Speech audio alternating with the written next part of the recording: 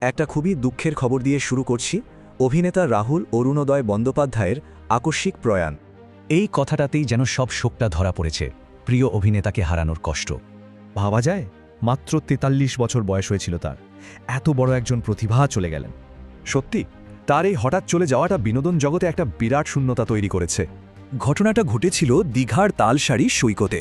রবিবার একটা শুটিংয়ের কাজই গিয়েছিলেন সেখানে। তো ভোলে বাবা পার করেগা সিরিজের শুটিং চলছিল, আর ঠিক সেই সময়েই ঘটে গেল এই দুর্ঘটনা। তবে চলুন একটু ফিরে দেখি তার পথ চলা। রূপলী পর্দায় আসার আগেও তিনি মঞ্চ কাঁপিয়েছেন। আসলে অভিনয় তো ছিল তার রক্তে। ভাবুন একবার, মাত্র ৩ বছর বয়সে মঞ্চে হাতে খড়ি। আর বড় পর্দায় তার ডেবিউ রাজ চক্রবর্তীর চিরদিনই তুমি যে আমার দিয়ে। কি যে হিট হয়েছিল ছবিটা, বক্স অফিসে একেবারে ইতিহাস তৈরি করেছিল। আর রাহুলও এক রাতের মধ্যে হয়ে উঠেছিলেন সুপারস্টার। শুধু সিনেমা নয়, টেলিভিশনেও তিনি ছিলেন সমান জনপ্রিয়, হয়ে উঠেছিলেন সবার ঘরের ছেলে। তার এই অসাধারণ প্রতিভার জন্য অনেক পুরস্কারও পেয়েছেন, যার মধ্যে আনন্দলোক অ্যাওয়ার্ড অন্যতম।